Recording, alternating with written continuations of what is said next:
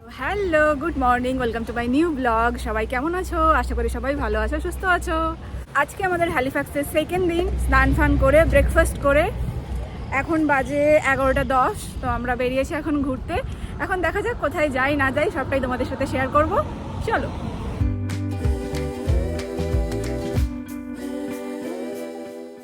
তো আমরা এখন হেঁটেই চলেছি, যাই না অর্ণব কোথায় নিয়ে যাচ্ছে। এখন দেখা যাক কোথায় নিয়ে যায় আলটিমেটলি। কিন্তু আজকে এখানে ওয়েদার মেঘলা ওয়েদার, চারদিকে মেঘ করে আছে, আর একটু টেম্পারেচারও নেমে গেছে। আমি দেখলাম 18 ডিগ্রি। তো একটু ঠান্ডা ঠান্ডা আছে। তো বাট এই ঠান্ডাটা আবার ভালোও লাগছে, আর যেহেতু হাঁটছি তো আপাতত ঠান্ডাটা কিছু মনেও হচ্ছে না। জানি না কিছুক্ষণ পরে হয়তো ঠান্ডা লাগতে পারে। তো সেই জন্য আমি অলরেডি একটা শাক নিয়ে বেরিয়েছি, কারণ আমার বলা যায় না কখনো ঠান্ডা লাগে কখনো গরম লাগে। তুই আমাকে এখন বল যে আমাকে হাঁটি হাঁটি কোথায় নিয়ে যাচ্ছিস? জানি না। জানিস না, না জেনে হাঁটি হাঁটিয়ে নিয়ে যাচ্ছিস। এটাই তো ঘুরতে আসার মজা। ঘুরতে আসার মজা বাবা, তাও আবার আফিল ওঠাচ্ছিস। তবে ওয়েদারটা একটু ঠান্ডা, সেজন্য হেঁটে অতটা বেশি টায়ার্ড লাগছে না আপাতত। জানি না পরে কি হবে। এই যে আমাকে হাঁটি হাঁটি এত উপর অবধি নিয়ে যাচ্ছে। এই যে আমরা এখন যাচ্ছি হ্যালিফ্যাক্স সিটাডেল। বাংলায় হ্যালিফ্যাক্স দুর্গ। তার মানে আজকে আমাদের ফার্স্ট ডেস্টিনেশন হচ্ছে হ্যালিফ্যাক্স, নোভাস্কোশিয়া, কানাডার একটা ঐতিহাসিক স্থান হ্যালিফ্যাক্স সিটাডেল। এই হ্যালিফ্যাক্স সিটাডেল যে পাহাড়ের উপর রয়েছে তার নাম সিটাডেল হিল।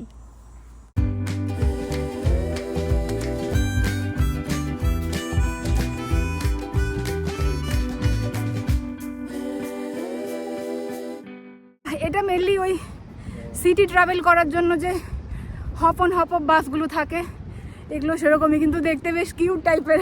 হ্যারি পটার মুভিতেও এরকম ছিল না বাসগুলো। ওয়েদার তো ভালো, কিন্তু এই যে আফিল উঠতে না একটু চাপ। ফিটনেস তো আমার আর বলার মতো নয়। আমার যা বডি ফিটনেস সেটা আমি শুধু জানি। এই দেখো অর্ণব আমার ব্যাগটা কীরকম নিয়েছে। লেডিস ব্যাগও কখনোই কাঁধে নেবে না, কিন্তু বুঝতে পারে না যে বিয়ে হয়ে যাওয়ার পরে ছেলেদের এইসব করতে হয়। অলমোস্ট আমরা এসে গেছি আজকের ফার্স্ট ডেস্টিনেশনে। এবার জাস্ট টিকিট কেটে ঢুকে পড়ার পালা।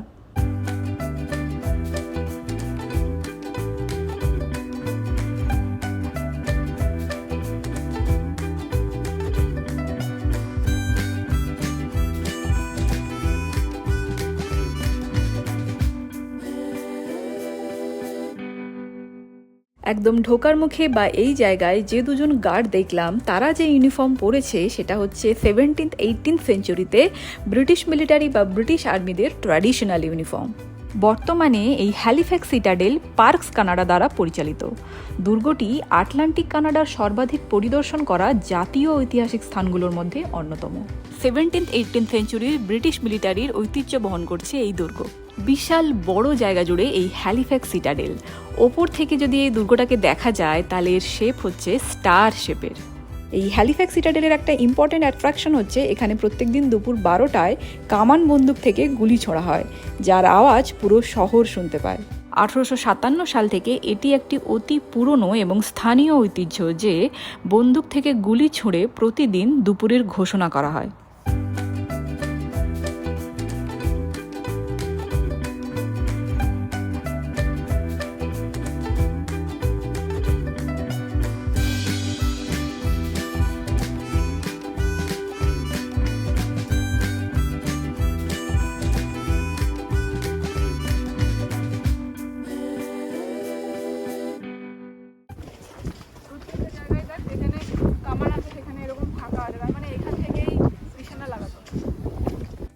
এখানকার প্রত্যেকটা কামানের ওপর রয়েছে তখনকার দিনে ব্রিটেনের রাজা তৃতীয় জর্জের মনোগ্রাম।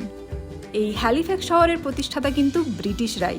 1749 সালে গভর্নর এডওয়ার্ড কর্নওয়ালিসের নির্দেশে বোর্ড অব ট্রেডের নির্দেশে গ্রেট ব্রিটেনের রাজ্য দ্বারা প্রতিষ্ঠিত হয়েছিল এই হ্যালিফ্যাক্স। হ্যালিফ্যাক্স সিটাডেলের টুকটাক ইতিহাস তোমাদের সাথে পরে শেয়ার করছি। এখন সময় হয়ে গেছে কামান বন্দুক থেকে গুলি ছোড়ার। তো চলো সেটা আগে দেখে নেওয়া যাক।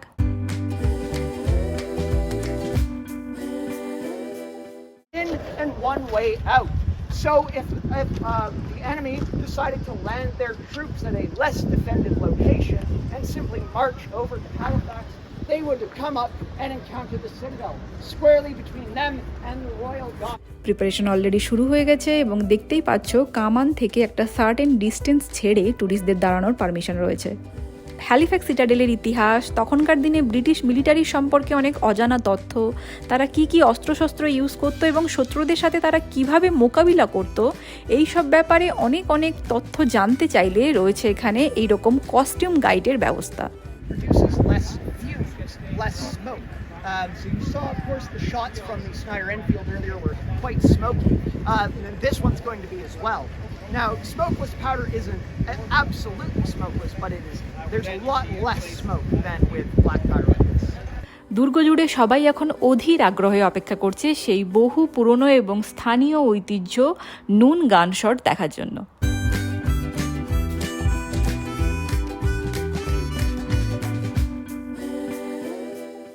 By the way, it's a lot of fun. So that's the hookup. That's your 30-second warning. So hookup বলা হয় গান শটের 30 সেকেন্ড আগে, এবার জাস্ট 30 সেকেন্ডের অপেক্ষা।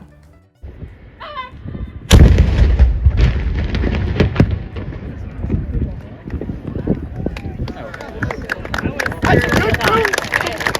All right, so I'll ask you all to stick around here, or at least don't go past the rope until they call security dismissed. কয়েক minute আগে এই বন্দুক থেকে হয়েছিল নুন গান শট।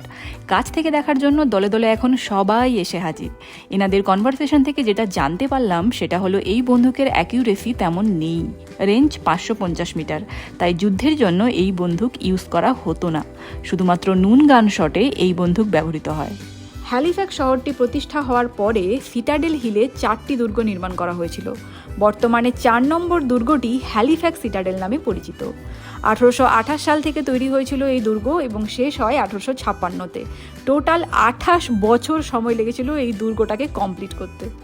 এই দুর্গের ওপরের পুরো অংশটাই বিভিন্ন ধরনের কামান বন্দুক দিয়ে সাজানো।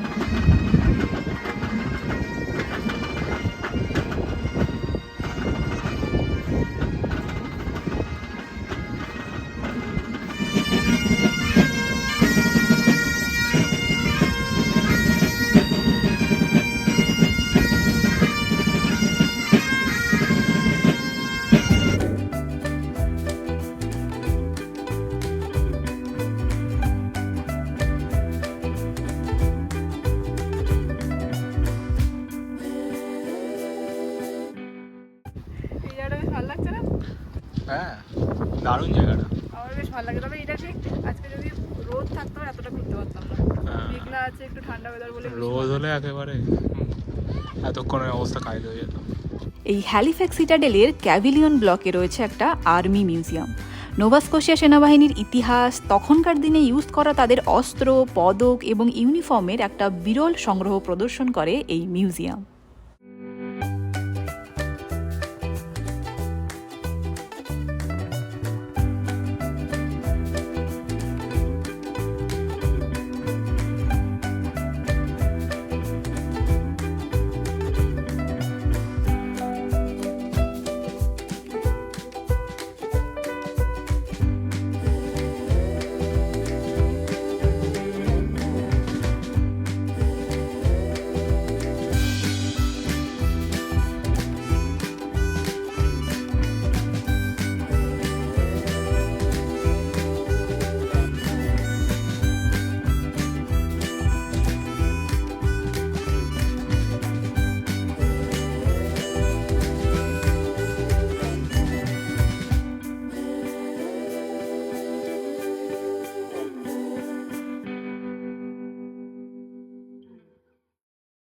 তখনকার দিনে যুদ্ধে মিলিটারি ট্যাঙ্ক ধ্বংস করার জন্য ইউজ করা হতো ট্যাঙ্ক মাইন।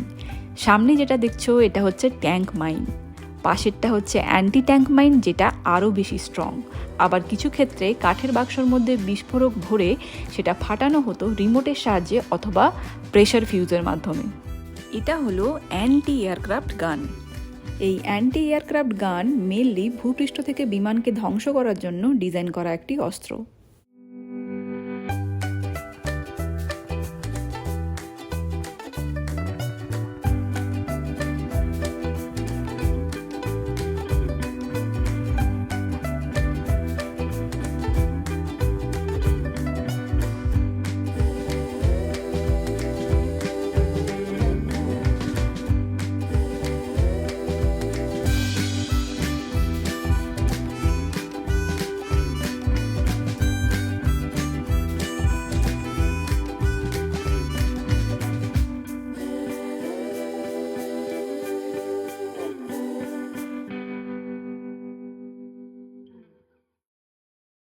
এগুলো হলো 1749 থেকে 1906 মধ্যে বিভিন্ন রেজিমেন্ট বা কোরের সাথে অন্তর্ভুক্ত ব্রিটিশ সৈনিকদের হেডড্রেস ব্যাজ।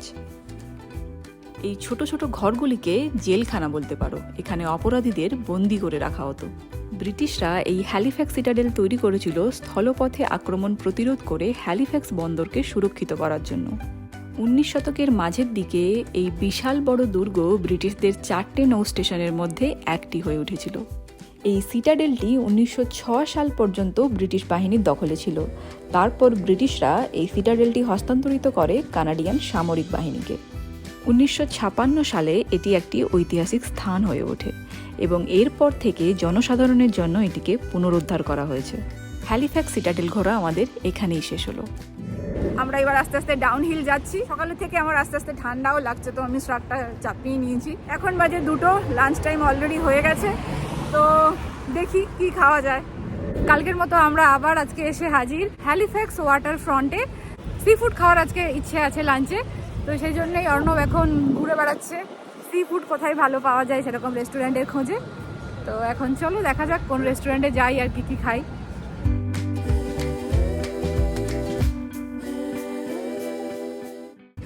রেস্টুরেন্ট পাওয়া গেছে ফাইনালি, তো আমরা সল্টিস নামে একটা রেস্টুরেন্টে ঢুকছি।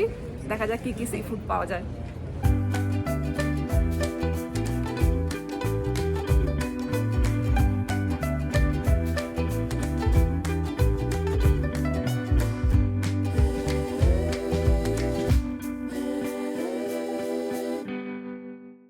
কি আছিস? খাওয়ারের জন্য প্রতীক্ষা। তা ওই তুই কি লবস্টারগুলো ট্রাই করবি? লবস্টার আমি খাই না।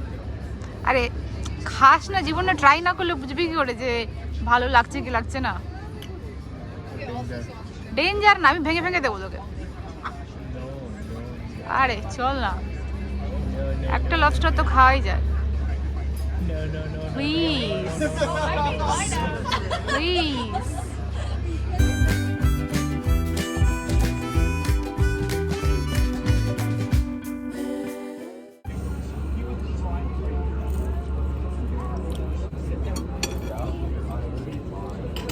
মাছটা কি মাছ? কোনো মাছ ফ্রেশ আছে, তাই না?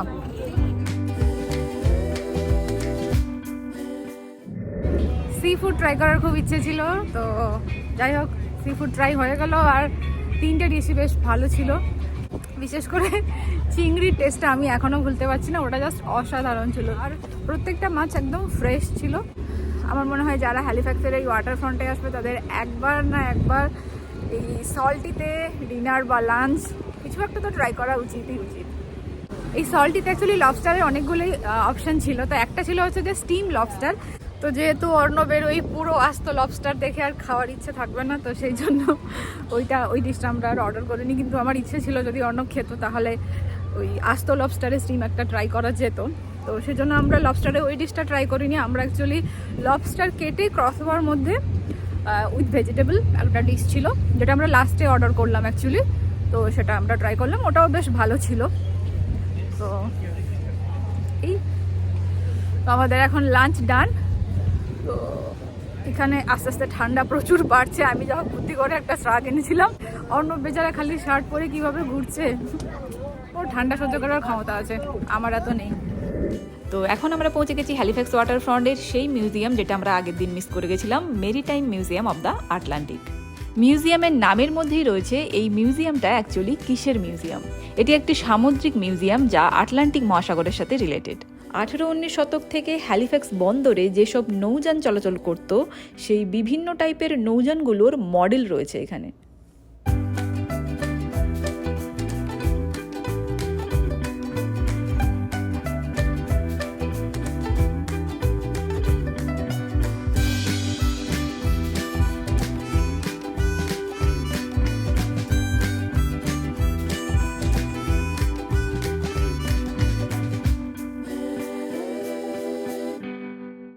সামনে যেটা দেখছো এটার নাম টর্পিডো, বলতে পারো ডুবো বিস্ফোরক। জলপথের নৌযান ধ্বংস করার জন্য এটা ডিজাইন করা হয়েছে।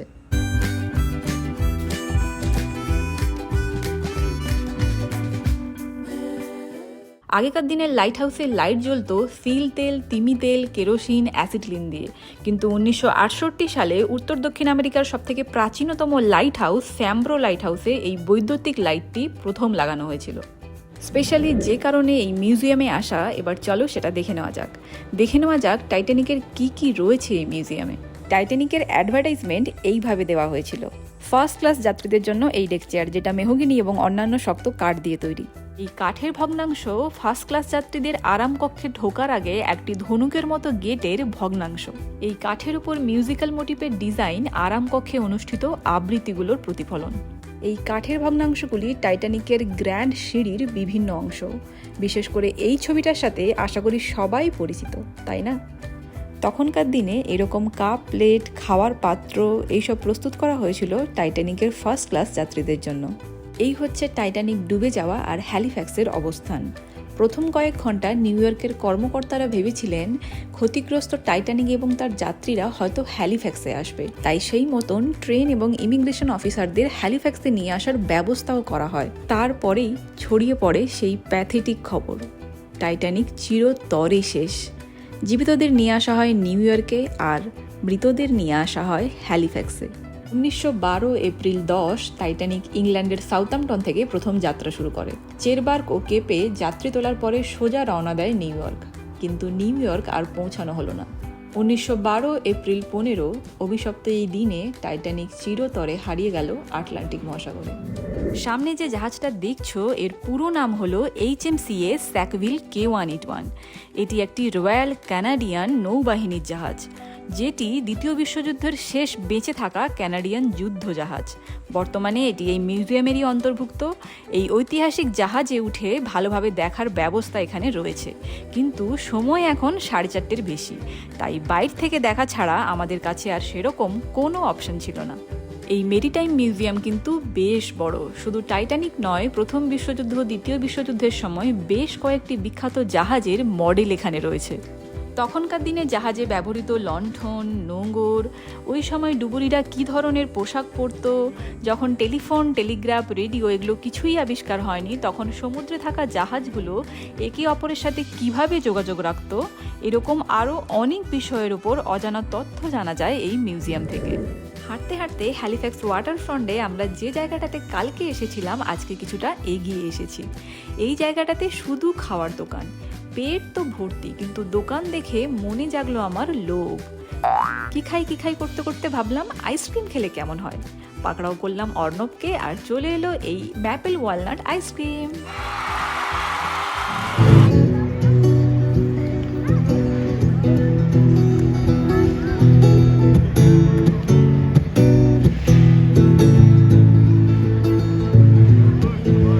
Looking back over my life,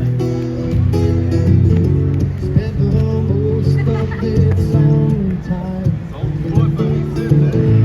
pulling my belt tight, so low, think about it every day, that typical way. Are you? কে বলে জীবন নাকি যৌবনেই বেশি এনজয় করা যায়, কিন্তু বয়স তো খালি সংখ্যা মাত্র। আর এই মনের যৌবনের তো কোনো বয়সই হয় না। বিশেষ করে এনাদের দেখে মনে হয় জীবন এনজয় করতে গেলে শরীরের যৌবন নয়, মনের যৌবনই আসল। বাজে এখন 5:30 আর ঠান্ডা এবার আস্তে আস্তে আরও জাঁকিয়ে পড়ছে, থাকার যাচ্ছে না। আমার এমনি এই স্ট্রাক পরে এসেছি, তাতেই আমার মনে ঠান্ডায় হাত পা জমে যাচ্ছে একদম। অর্ণব একটা হাফ প্যান্ট আর শার্ট পরে ঘুরে বেড়াচ্ছে, ওর তো আরও চাপ। সেই সকালে কখন বেরিয়েছি, 11টা, 10:30, 11টার দিকে বেরিয়েছি, শরীর আর দিচ্ছে না, এবার বাড়ি যেতে হবে। তো ব্লগটাও আজ এখানেই শেষ করছি। যদি আমার ব্লগটা তোমাদের ভালো লেগে থাকে তাহলে একটা লাইক করে দিও, আর অবশ্যই সাবস্ক্রাইব করো আমার চ্যানেল যদি পরের ব্লগগুলো নোটিফিকেশান আগে পেতে চাও। সবাই ভালো থেকো, সুস্থ থেকো, হ্যাপি থেকো। দেখা হচ্ছে আবার পরের ব্লগে। টাটা।